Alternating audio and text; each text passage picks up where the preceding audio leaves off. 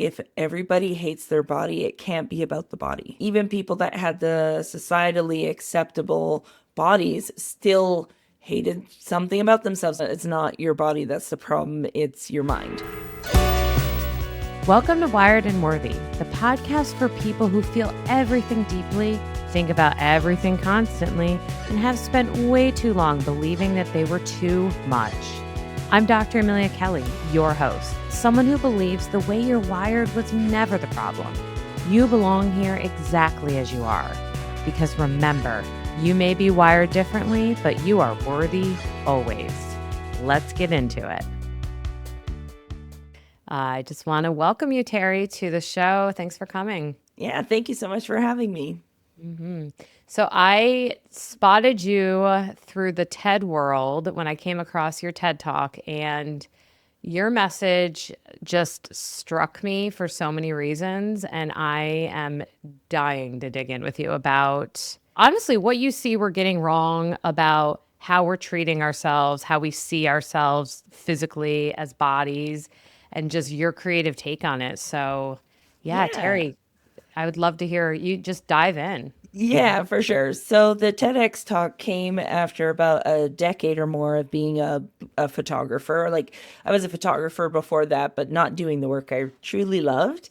It wasn't until I got into boudoir and portrait photography that I was seeing mostly women more often, and I started to notice a pattern after like 10 people, after 10 clients, that it didn't matter what somebody looked like, they all hated the way that they looked, and like were very proud to tell me that there were parts of themselves they despised.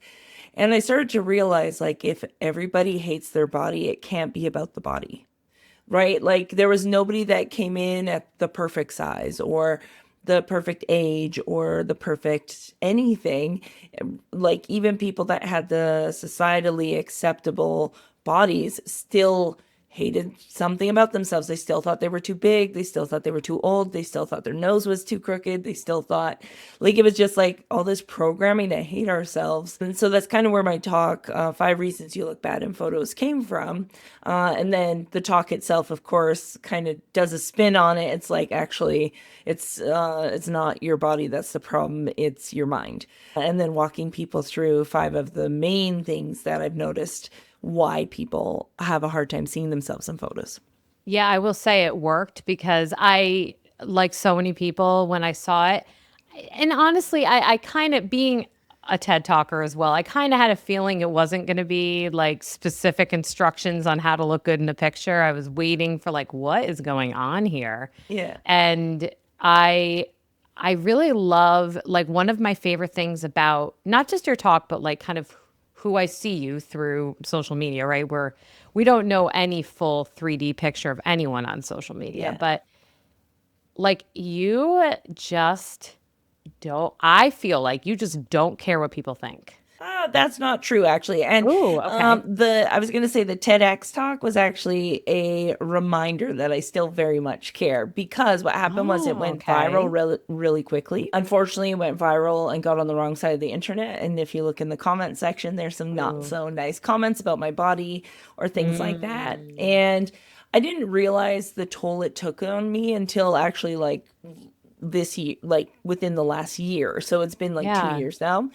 Just being that visible, there was still a lot of hidden wounds, I guess. Like it was like Hmm. little Teri was being bullied again. And luckily I had the tools to be able to like parent myself through the like panic attack that happened around just like feeling like shaky in my skin, and like, and I was able to work myself through that. But I know I've noticed in the last year, and I was just telling my mentor this, that it caused me to actually pull back a lot from being in the limelight or being seen as much. And I'm just now like getting my way back to being like, screw it. Like that was a good opportunity to expand the nervous system so that we can be seen by more people. Yeah, so in certain aspects, yes, I would say I'm very self-assured and I have a confidence that allows me to do these things about being seen or just showing up as I am. But the after effect is still squidgy, as I call it. Yeah. Is like the nervous system still gets a little frazzled after I've done the thing that scared me. And thankfully, I've learned the tools and techniques to work through it. But I think, like most humans, we still do care that people like us in some capacity. And as a kid, I was always the good one. So there's a lot of conditioning around what does it mean if somebody doesn't like you? And because I've been working on feeling things instead of just like working through it or like intellectualizing it and actually feeling it, I think Right. that's what allowed me to actually be aware that that was in fact happening, if that makes Mm-hmm. sense.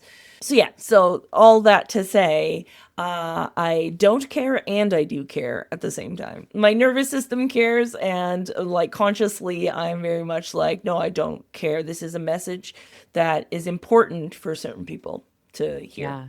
Yeah. I think that's such a, first of all, thank you for your honesty and like how someone can appear some way kind of externally, but then internally, like you were saying, you can have this idea and this is what I believe to be true and this is what I want my life to be, like how I want to be in my life. And Yeah. then the body, and not even the body in the way that you are referencing it. It's almost like we have these different layers of the body we're talking about today because Yeah. you've got this outer shell that everyone judges and Hmm. that we have totally different experiences based on if we're in a judgment mind or if we're in like this is me mind, an acceptance Hmm. mind. And then you've got this internal nervous system experience that you're talking about.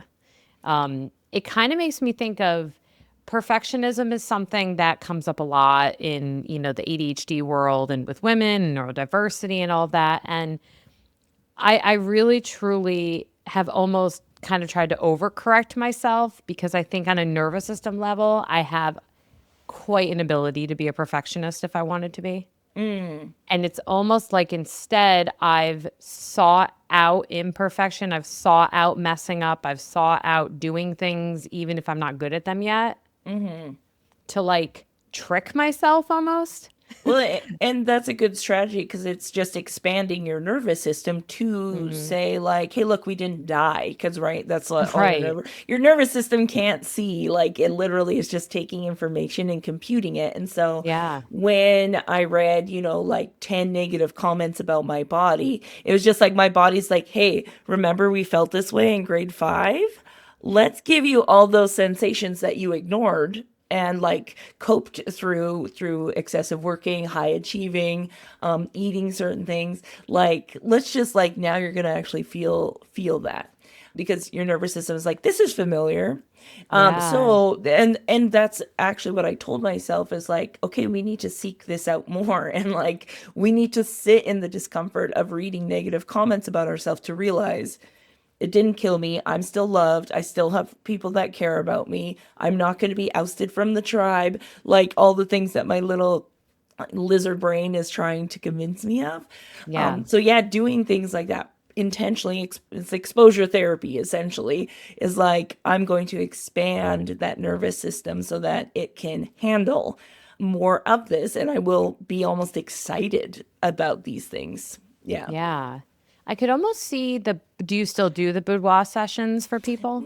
Not as much. Just I do a little bit of everything right now, but I will do for specific clients, like past clients and so on. But I find now my work has shifted to away from more of the patriarchal male gaze, which is heavily in the boudoir industry, and more into what I would call like empowerment portraits. So it's collaborating with somebody to say, well, what actually makes you feel confident?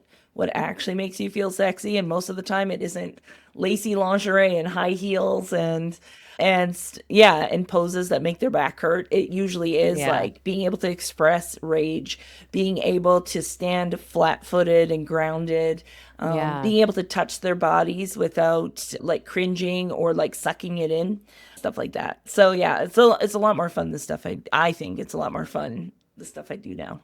I love that so much because empowerment is, I mean, it's so it actually drives everything I do in my work. Like my whole hope when anyone listens to any of these conversations is that they're walking away feeling more like I can go out and just do the thing, and whether or not anyone else agrees with me, which is can be to your point, to the nervous system, very shocking Mhm. sometimes. So I'm curious your thoughts then on there's this kind of intersection that was playing in my mind with the thoughts around total, and I don't know how you would name it, like total embodied self acceptance is what I'm just naming it for the moment. You can rename it versus like self care slash feeling good in your body. Like I love earrings and I like makeup and I like these things. They're fun to Yeah. me. So like how do we decipher when it's like good for us and empowering for us versus when we're creeping into, like you were saying, the patriarchal male gaze or kind of like a forced self-care almost?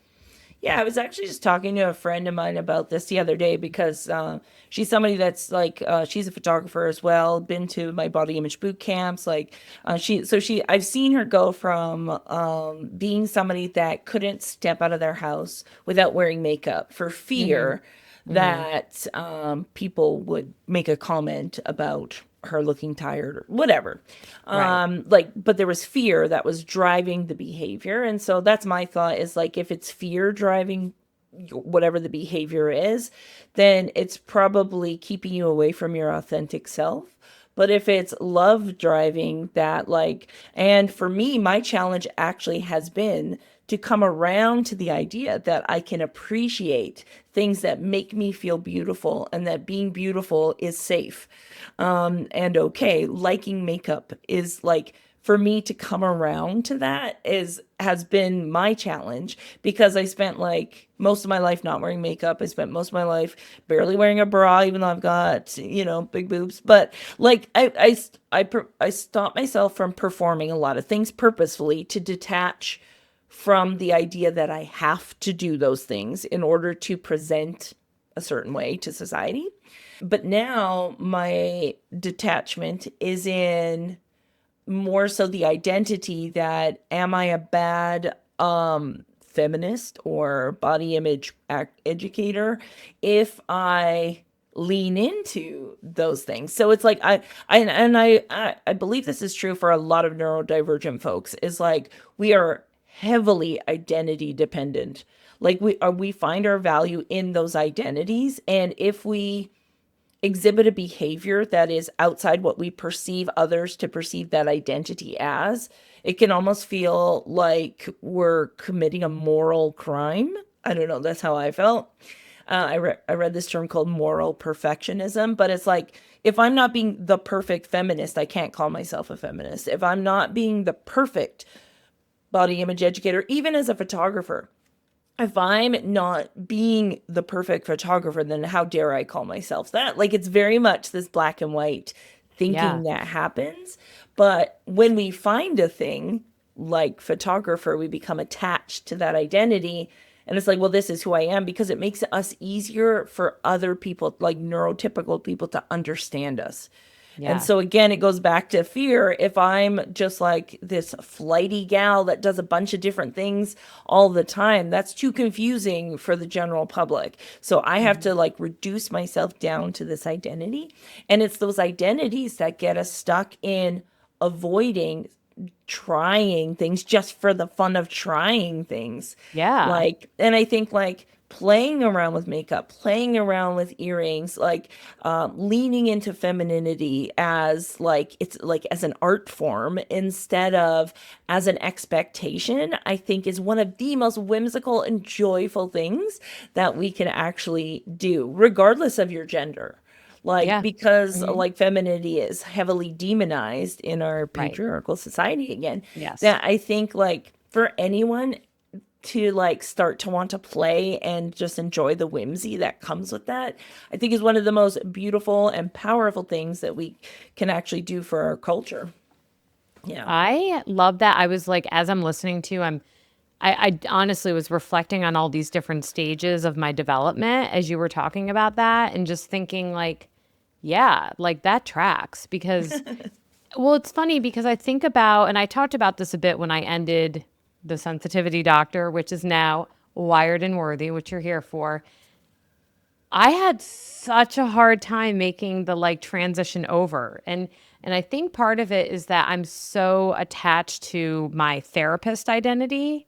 I've Yeah. been a therapist for over 20 years. I've done over 10,000 hours of therapy when I computed it for a license before, Yeah. and counting. And there's this I think I'm very connected and open, but there's also this like, I don't know, a professional distance in Mm. that. And I don't know if it felt like I was betraying the therapist part or if it felt more would people, okay. I wonder what you think of this. Cause I want to know if this is how you relate to this. And then I also want to bring up masking because I feel like it's a Mm. big part of what we're talking about. Yeah. I think part of me has felt like if I am in my therapist part and I'm around people who know me as a therapist, and then I move out of that part into another part, will they still take me serious when I move back into my therapist part? Mm. Yeah, I Yeah. could, yeah, I definitely see that because even me stepping away from doing photography as often as I Mhm. was, it's like now do people still think of me as a photographer, even though I'm not running a traditional photography business? Like I still Mhm. do it and I still use my camera all the time and I still am doing photography things, Mhm. but how are people perceiving me if I'm also doing all these other things? Right. Yeah, that's absolutely true. And then of course it always comes back to belonging. Will they still like me enough to stick around if I move in the direction of what I actually want to be doing? So then Mhm. we do step back into, like, we do go back to those identities because they're safe, right? They're like, Yeah. this is how people know me. So I'm just going to quickly put this coat on for a second because then people will recognize me here and it'll make them feel safe. Just It'll make me. me, yeah. Because the Yeah. thing that scares, like, and it sounds like maybe you, like me, are constantly changing. I find anybody that does a lot of self Yeah. awareness, you're like, ooh, this doesn't feel as good as it used to. Like there's Right. something else that excites me that I want to move towards. Like that's a beautiful gift that we have, but it has been heavily demonized because that makes us really bad robots and it makes us really bad for productivity and fitting into the cog in a machine. So, but that's why I think we are the ones that will change the world and show people there's like a whole like different way that you can live your life that allows you to experience the fullness of your life. Yes. Like if you don't like this, go do something else that excites you. Like life Yes. is fleeting. Mhm. Like obviously I have a plan in place. There's still that. But A little but bit of like a don't base. stay, yeah, but I find that because of that conditioning of like you get one job and this is who you are and this is the way you live your life, like it's conditioning for us that even though our whole being is like please go do something else, it's so easy to just like okay, but it's so safe over here and it's just the same as body image. It's so Yeah. safe if I perform for everybody else. And it's literally just us expanding our nervous systems essentially. That's to me that's all it Yeah. is like we just have to like reparent or like parent ourselves through the whole process and just like tap our heart, we're okay, it's safe, we'll be fine, and understand that yes, you may not have those people follow you to the next thing, but there Right. are people over here that need you over here and Good those point. people are waiting for you, right? And so I always encourage people like stay focused on who it's for, not on who it's not for when folks start to leave. But if we have like abandonment issues and shit like that, all that's going to come up. So, it's not as easy as just like, yeah, just, Yeah. but if you're aware of it, then you can do the thing that's hard and prepare yourself for the squidginess you're going to feel and not let it sabotage you to stay stuck in something that's not serving you anymore just for the sake. Again, if it's out of fear, it's not your authentic self, I don't think. Yeah. Yeah. Yeah, no, it's funny because I think about the converse when we were talking about makeup, for example.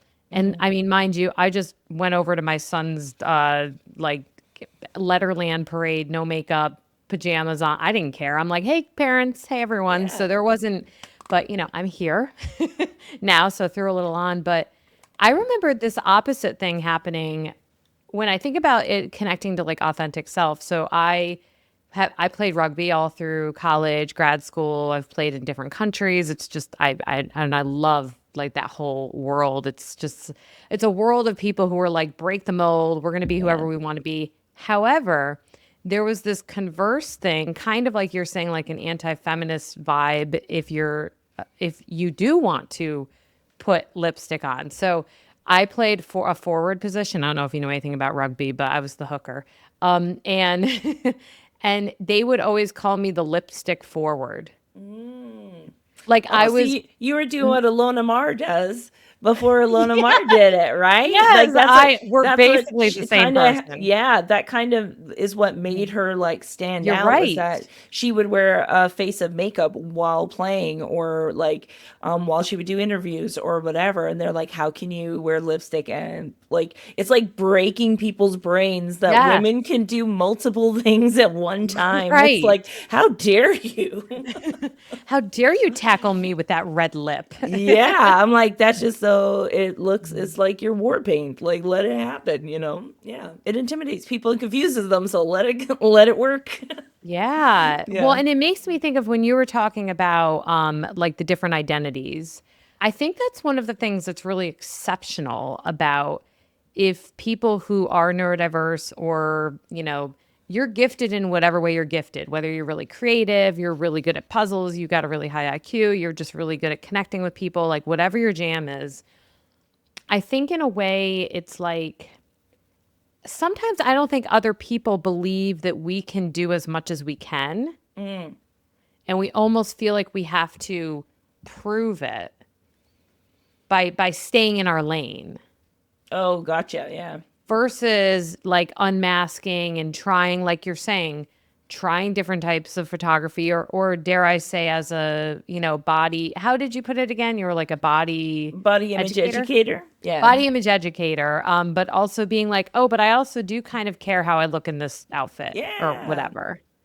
Yeah. Yeah. I think it just requires a lot of self-awareness to again go Hmm. back to like, yes, some people might, it might confuse them, just like probably the players on the field when you would show up in a Hmm. full face of makeup, or the people in the stands be like, why is she doing that? There's going to Hmm. be Oh, Stans, you people, have a lot of faith in me. I wasn't quite yeah. to that level. But there's like, but like, so if I, yeah, start wearing makeup just for fun, or start caring more about my appearance in a way that feels good to me, there are going to be people that do look at me and say, oh, you're betraying my expectation of you. And I wrote a Yes. post about this 2 years ago, that literally said, I'm going to disappoint you, because that was my biggest fear my whole life, was this fear of disappointing people. And so I would always just be Switzerland on a lot of topics and so on. And then I realized, I was like, ooh, I'm only being that way because I'm afraid to upset anyone.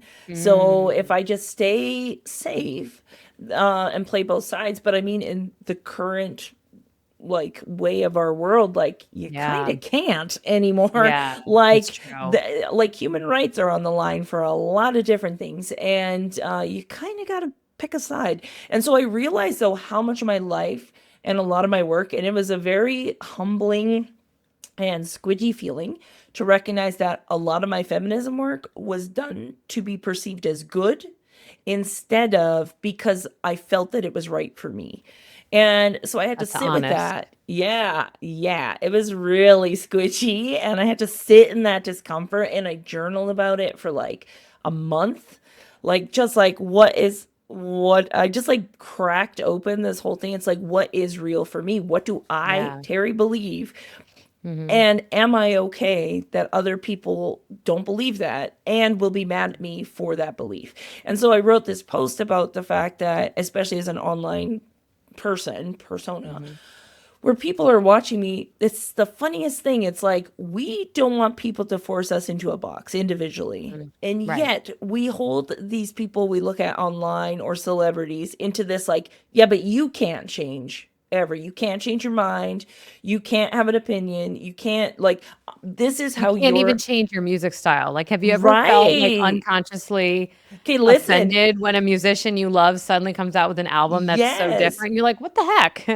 Yeah, yeah, Yeah. exactly. But like we're humans and humans are not Right. meant to stay the same. Like that's what creates True. progress is literally We're allowed to changing our change our minds mind. and like synthesizing different things together, having opinions, having actual dialogue. And I think that's what's missing in all of it is in online discourse is there's just no nuance to Yeah. anything. So people will look at me and they will say, Teri's my body image spirit animal, whatever terrible phrasing they use, which, and it's like, but if I decide to change anything, or even I've Yeah. seen it where there's been people that are like, they did not ask to be a body positive icon, but other people put that identity on them. So they were like, "Oh, okay, I guess this is who I have to be for people to like me." So they'll then wear it, but it's not actually in alignment with them. Then they do Mhm. something that's outside of that, and then people are mad. It's like, "But I didn't ask you to put that identity on me. You put Yeah. that on me." I Right? feel Yeah. like as I listen to you, I feel like sometimes people biasly place the body positive persona on someone if they're outside the size of body that they find kind of like feminine or acceptable, and if it's like if you are just existing and you have this shape body, then Yeah. you're in that camp, and it's Yeah, like like if you're be like showing up publicly, yes. existing in your life, like let's say like for me, I started as a photographer, like it was a Hmm. photography page, Hmm. and my whole thing, but when I look at my whole life, it's always been about body image. So I was like, no, that is my track. Like that is Mm. I Yeah. will be a body image educator. That is my vibe and what I love. Hmm. But there's so many people, yeah, they're like, I just love to cook. So I'm going to show up and have a cooking channel. And they're maybe in a plus size body or an older body or whatever. And now people are like, oh, it's so nice to see people, somebody that looks like me doing Yeah. that thing. And so now it's like, oh, you're showing what real women look like. And it's like, oh my God, stop with that phrasing also. They're all women are real women. Please don't. Yeah. But Even the small, even the whatever, like all.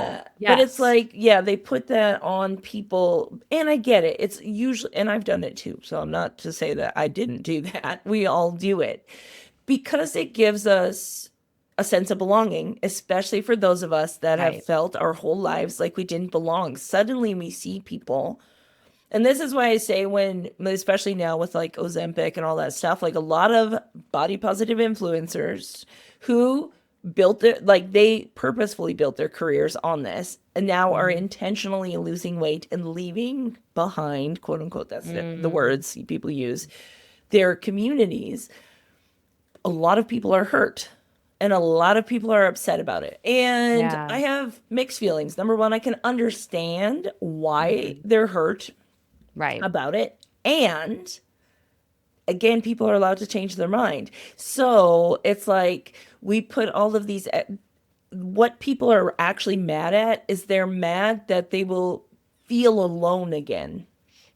Does that make sense? Like Mm. they're Yes. mad that, oh, suddenly I like the fear of I might be the only big person on the internet again. And I'm gonna get hurt as a result of that. It goes back to that biological need of Right. desire to belong. Does that make Right. sense? And Yes, so 100%, they because not project, belonging can actually impact our yeah. immune health, our nervous system. I mean, it's Exactly. It's like one yeah, of the harmful. biggest things that makes us do behaviors that we're like, why did I do that? Right. And so that's why I try to tell people like you're not upset at that one person for changing their mind, changing their choice, whatever. Right. You can be upset and understand that you're upset because you're afraid of being left behind Yes. and out here on the fringes. And so, yeah, I think that's like, it's such a tricky spot, but like, we just need to have enough emotional capacity or awareness Mhm. to recognize when I feel something about somebody else, that's not about them, that's everything about me. And what is that meaning? Does that make sense? Yeah. Absolutely. And I mean, I'm kind of thinking about like less about just the body, and when I think about neurodiversity as a whole, and like wanting to feel like people get you, and not in a way like I have to box myself in and conform and I'm not allowed to change my mind, like the things we've talked about, but like there is a value, and I think that's a big part of therapy, good therapy. And that's a big part of what I, want people to feel when they, turn our episodes off, is like, oh, like someone gets it. So like how do you support or kind of deal with that part of this? Because like I think we're allowed to also have some feel like someone gets us. Well, and I think that goes back into, yes, that is good to have that external reinforcement that who I am is okay because I see somebody else doing it. So that gives me evidence that it is okay to be bigger. It is okay to be neurodivergent, whatever. And there's power in numbers, safety. Again, right? Like, again, going back to that deep seated lizard brain of ours. It's Yeah. like, I just want to belong. And that's happening. And at the same time, recognizing, okay, but how can I intrinsically build up my inner knowing to say that I'm also okay to stand on my own in the event that nobody else is the same as me, right? I get that. Yeah, I like that. And I think that's where we can look to a lot of like the really neurodivergent people in history that have been told they were crazy or like weird or whatever, where they didn't give a shit. They just went ahead Right. and did, they may have cared. I don't know. Right. But they went ahead with it. We're Well, rewriting their psychological history for you right right, right. Like I now. just remember watching like the Temple Grandin movie, for example. I don't know if Oh you've seen yeah. it, but like Temple Grandin's story is so good. It like I love as long as it's real to their life, which I think it is. But this whole idea that they were like, yes, there's parts of this world that hurt me, but I'm going to create systems to Hmm. help me move through that.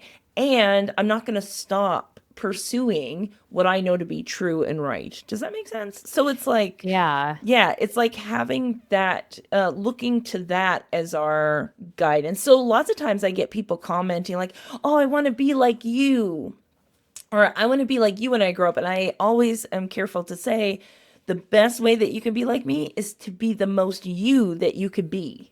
Oh, Like that's what you're love that. liking in Because what that's you what you're see in working me. towards, being Right. you. Yeah, it's Hmm. like that's what people like in me is that I'm as authentic as I can be in this moment, which is authenticity. Um, but that's what they like. So, but if they were to try to mimic my behaviors, my voice, my hair, whatever, my body, they would feel out of uncomfortable and not like because now they're trying to measure up instead of just leaning into what makes you magical and amazing and like lean heavily into that. Like that's how we do this. But in order to do that, we also have to believe that diversity is beautiful.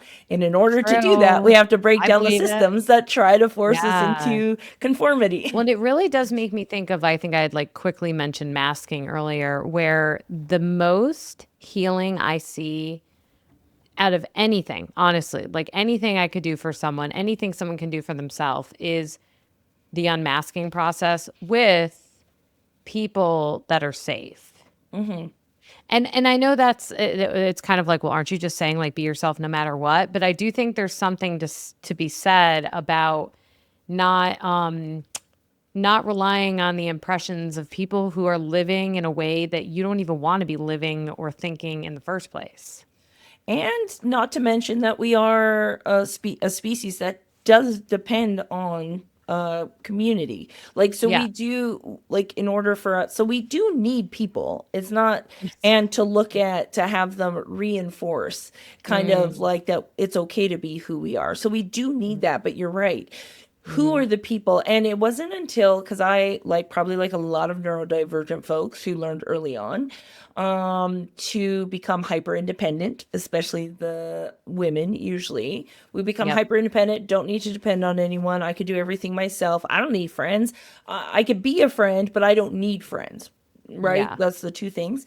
It wasn't until I started to let myself be loved by people and start to share my, I call it my soupiest bits, like my squidgiest vulnerabilities, the things that I I'd love your convinced descriptive myself words. I'd convinced myself my whole life that if people know this about me, they're going to run away. That finally I had this, I call, like, we all call ourselves this like ragtag group of friends, because we're all allowed to be exactly who we are, and we're not trying to change each other at all. And we're all That's different. awesome. Yeah. But because of that, I was able to start to share things that I'd been holding so tightly to my chest and that were like causing a lot of internal pain. By the time you get to 40, you can't hold it anymore. Yeah. Your body will show you. Yes. So I started Hmm. to just like, I would like drop a little like vulnerability in like our group Hmm. chat, and then I would like run away. Like my nervous system was like, don't look to see how they respond. They're going to reject you. You're going to hate you. And they'd be like, and all I was met with was unconditional love, understanding, and all of that. And then the more I stayed with this group of friends, Hmm. and like we're still friends, is like the more I let them into me, the more they let me into them. And because it became a sharing of like, well, if Teri's sharing that, then that gives me permission to share Yes. what's been holding me down. And it is that beautiful community that lets us all show up as our authentic selves and be accepted as we are, instead of fight for belonging as we've been sold Hmm. it by a group of people that don't care to hold you with love, if that makes sense. Yeah. Absolutely. Yeah. And I can see how that probably is a main driver behind what you had been, or how I found you, like focusing on just how we could be kind of forcing our bodies into a box in order to get people to love us, when if you just kind of like let the box be wide open and, throw on some lipstick if you want, or don't, whatever that might be. So can I ask you kind of as a way to take all this, and I always love, like, I really love, I think I do this in my therapy, I really love the idea of this when people, end a podcast episode that they're listening to. Like, how can they take your lived experience and the things that I'm sharing, and they're not going to be us, but what would be, I mean, you said like 5 reasons you're not looking good in a photograph. So maybe like a couple reasons why you're not feeling good in a space. So you're not something I'm like thinking about what we've been talking about today. Yeah. Yeah. I think a lot of times, not a lot of times, most of the times, like I always tell people with your, when it comes to body image, so we'll focus on that Yeah. and use the pandemic as an example. Is like people that were stuck at home, like at least in Canada, we had really strong lockdowns and stuff like that. So nobody was seeing us. So a lot of us stopped caring as much about how we're being perceived because we're not being perceived. So True. like Or at least only who half of us is. yeah, exactly. And then the bottom half's like whatevs. But like who are the people that you can be around and be that way, and they're not going to be like like Mm, in a way that is not nice. yeah. Because there are, and I even said this about keeping my house clean. It's the same thing.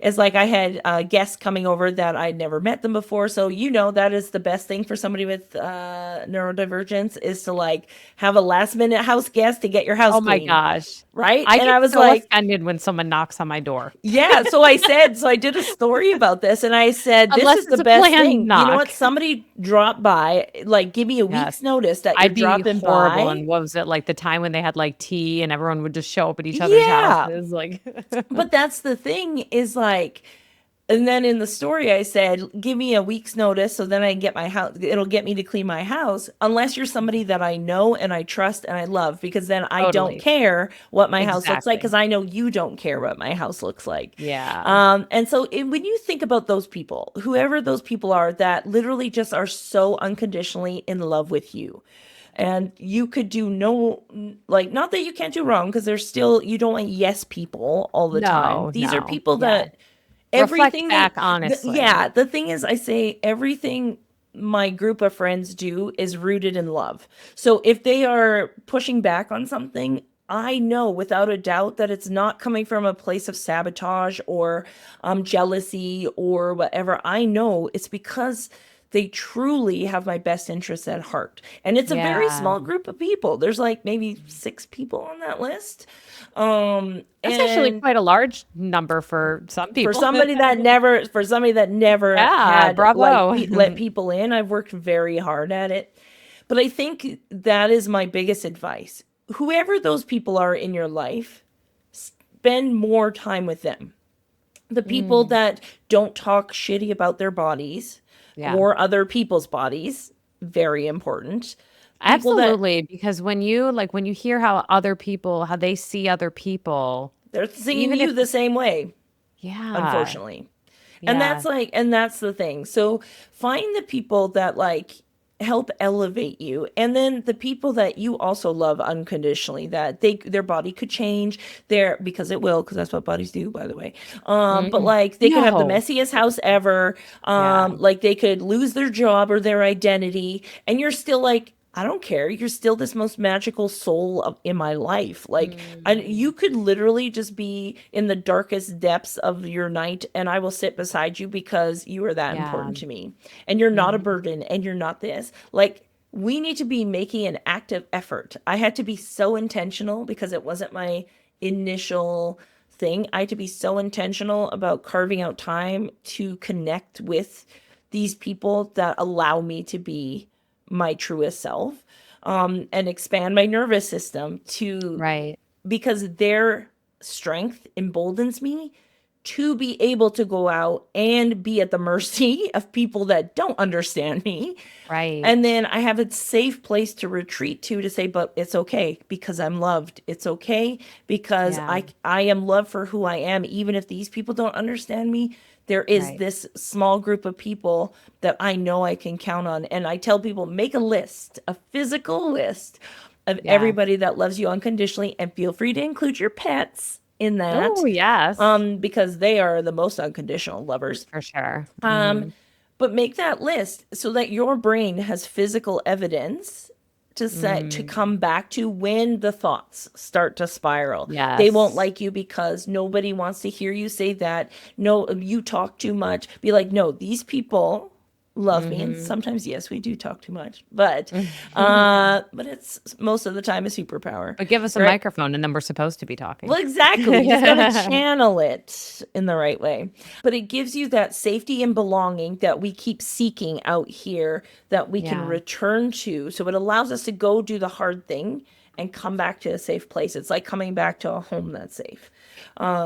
Yeah. And if you've never had that, though, that can be scary. So take your Yeah. time with it. Like, find one, you just need one person. I had Yes. one best friend growing up because my mom, and I will leave this as my last thing because this was the best advice that Hmm. changed the course of my life, I believe. When I was in grade 6, I was getting bullied for my body.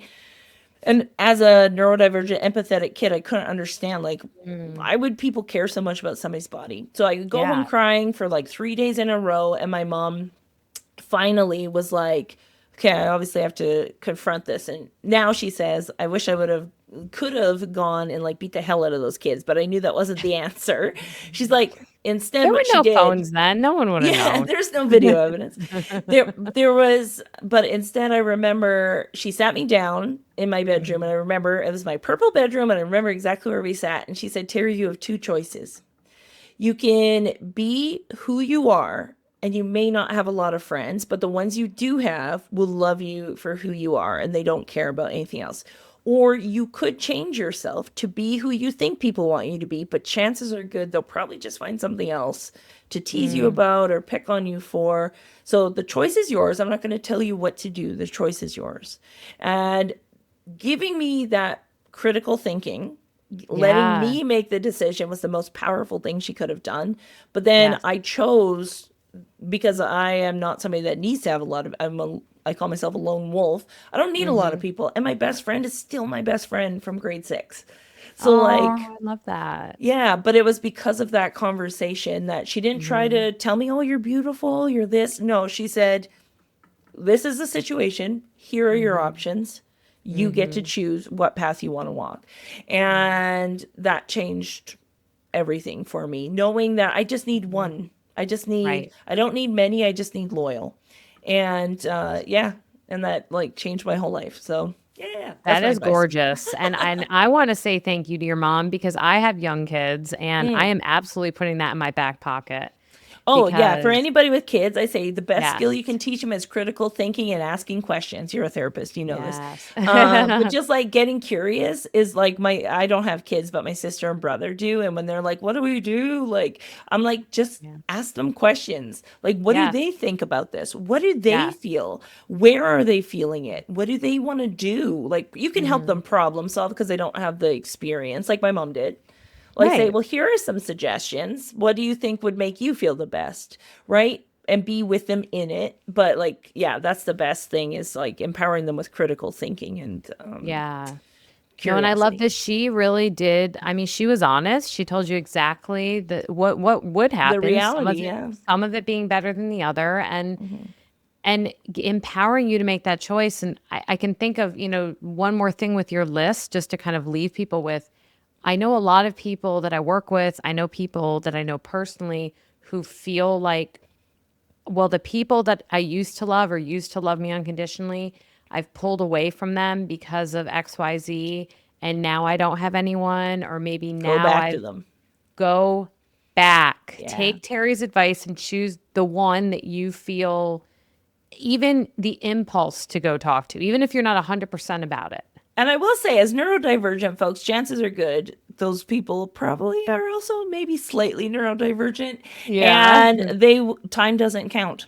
So we don't care. It's like I can go like years without talking to somebody, and when I'm like, oh, like this is the thing that I do. Whenever somebody pops into my mind, I'm like, oh, Mhm. I'm gonna reach out to them, even if it's been forever. If I have the Yeah. thought of this person that I haven't thought of in a while, I'm going to reach out and just say, hey, I know it's been a long time, but you just popped into Mhm. my mind. So I thought I would say hi. That's all you have to say. There's your Yes. script. That's all Mhm. you have to say to reconnect that and Mhm. reestablish that connection with them. And chances are good, they're going to be so happy to hear from you more often Yes. than not. Yeah. Yes. Or at least neutral. No, I'm just Yeah. kidding. Well, yeah, at the very I, least, I, be like, cool.